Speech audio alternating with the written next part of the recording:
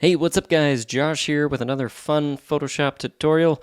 Today we're taking this normal, ordinary citizen and turning him into Pennywise, the dancing clown. So this is one I've wanted to try for a while. Of course, you can use the same techniques to turn yourself into, say, the Joker or any clown makeup-based character. As always, if you don't have Photoshop, you can click the link in the description for a free trial.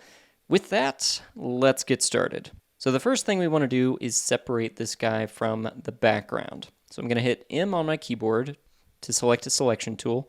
Go up here to Select and Mask. Click that. Click Select Subject.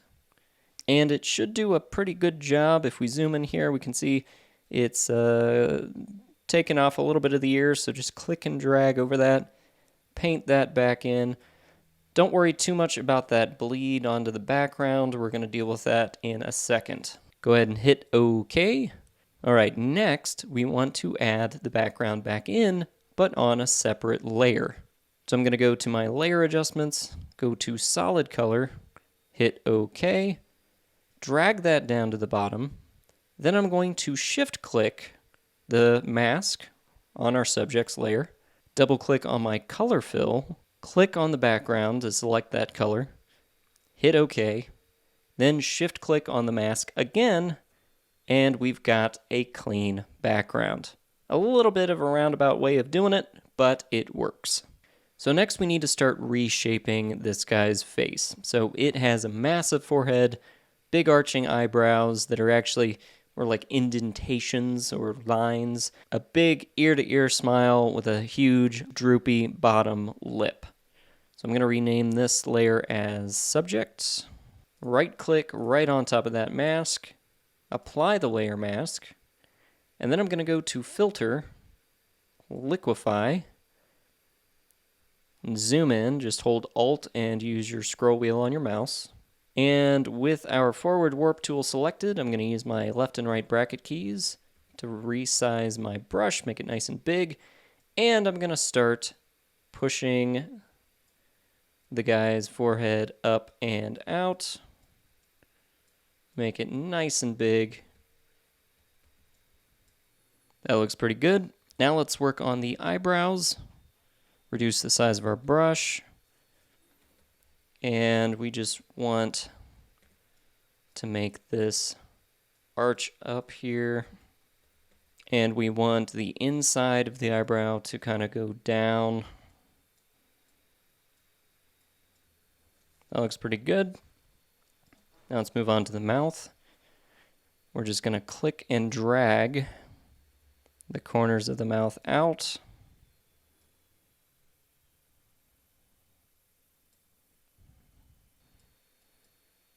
Drag out that bottom lip. He also has buck teeth, so we're going to just make these front two teeth a little bit larger. And I think we're going to make the eyes a little bit larger. So we're going to switch to our bloat tool. And I'm just going to give it maybe 3 clicks right over the pupil. And we'll hit OK. Very nice start. All right, next we need to add makeup. To do that, we're going to go to our adjustments. We're going to go to vibrance.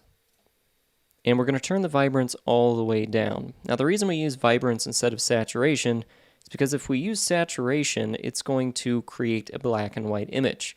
But we want to retain some of that color information, so we're going to use vibrance instead, -100. Next, I'm going to hit Command or Control I to invert the mask on vibrance. Go ahead and hit D on your keyboard to reset your foreground and background colors. You should have white as your foreground.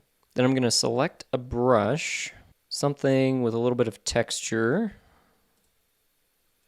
And I'm just going to start brushing over his skin. Now we want to paint over everything except for his eyes and his hair and his lips and teeth. I'm not too worried about the eyebrows. Go ahead and get those. And when we're painting around the hairline, just do a couple quick clicks in there. And that texture will help make that a little more realistic. I'm going to decrease the size of the brush and click in that part right there. That looks pretty good. We will be changing the hair color later.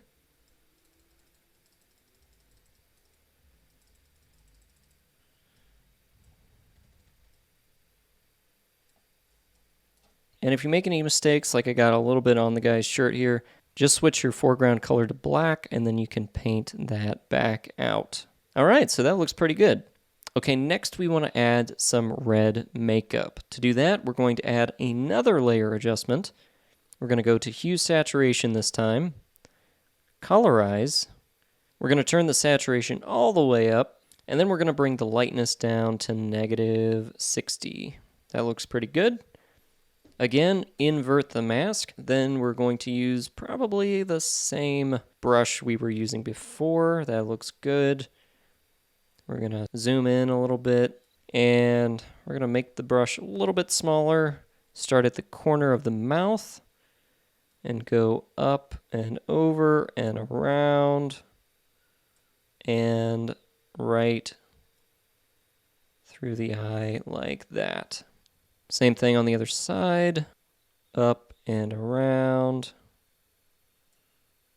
Now there is a little bit of a point on these in the film, so I'm going to make black my foreground, and I'm just going to shape this a little bit so it comes to more of a point. A little bit of a taper there. Next, I need to do the nose paint and the paint on the lips. For this one, I'm actually going to use a smoother brush. So I'm going to go to a hard round, and I'm going to soften it up just a little bit, maybe 75%. And I'm just going to start working on the nose here.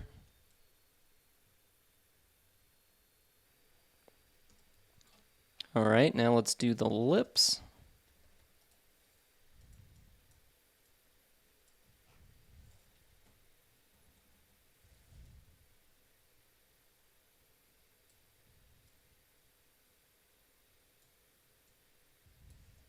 Okay, now you notice I did a pretty awful job of doing the lips there, but there's a way we can kind of smudge them into the right position.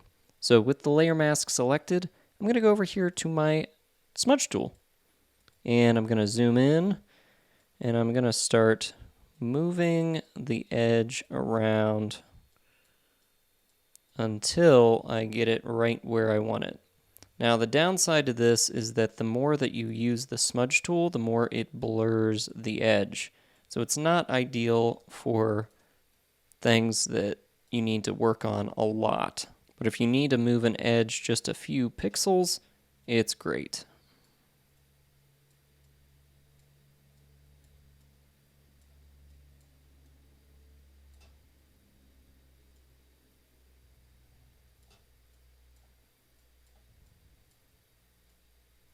All right, that's looking pretty good. Now we need to yellow the eyes. So we're going to zoom in here. Let's select a brush.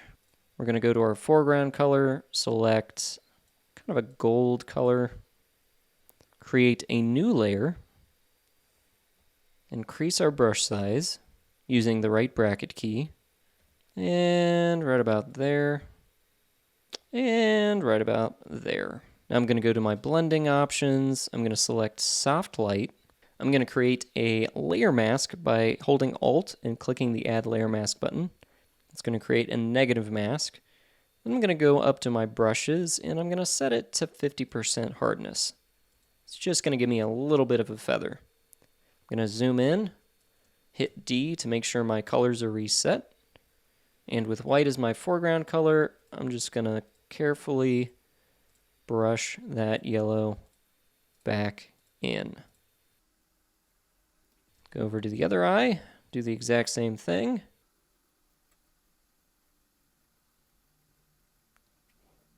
Very nice. Now I want those eyes to glow a little bit more, so I'm actually going to go to my adjustment layers, go to exposure, and increase it by about 1.5. Hit Control I, Command or Control I to invert the mask. Grab that brush again, This time I'm going to soften it up all the way. And I'm just going to paint right over that eye and the white of the eye. Get rid of any spillover. Do the other eye. And now I want to darken some of the shadows. So I'm going to do what I did for the eyes, but in reverse. So I'm going to add an exposure layer, -1.5, nice soft brush. Hit Control or Command I to invert the mask, and then I'm just going to start clicking.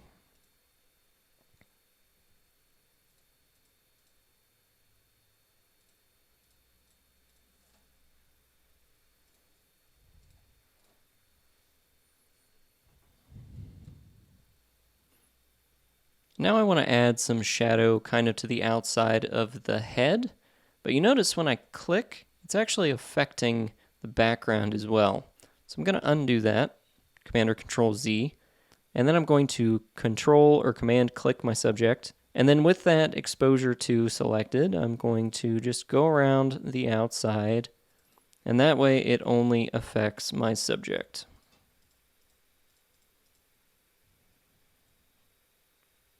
Okay, next we want to add a little bit of red to the hair. So I'm going to go to my hue saturation adjustment layers, colorize, and I'm going to go up to 60 on my saturation, up my brightness just a little bit. We're going to do kind of a fire engine red hair, I think. Yeah, right about there. Invert the mask. Then I'm going to control click my subject so we have that selection again. And I'm just going to paint in that hair.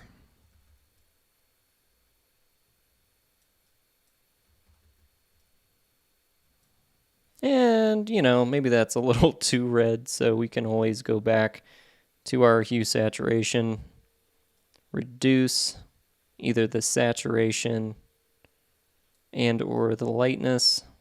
To deselect, hit Command or Control D. And just when you thought we were done, there's one last step.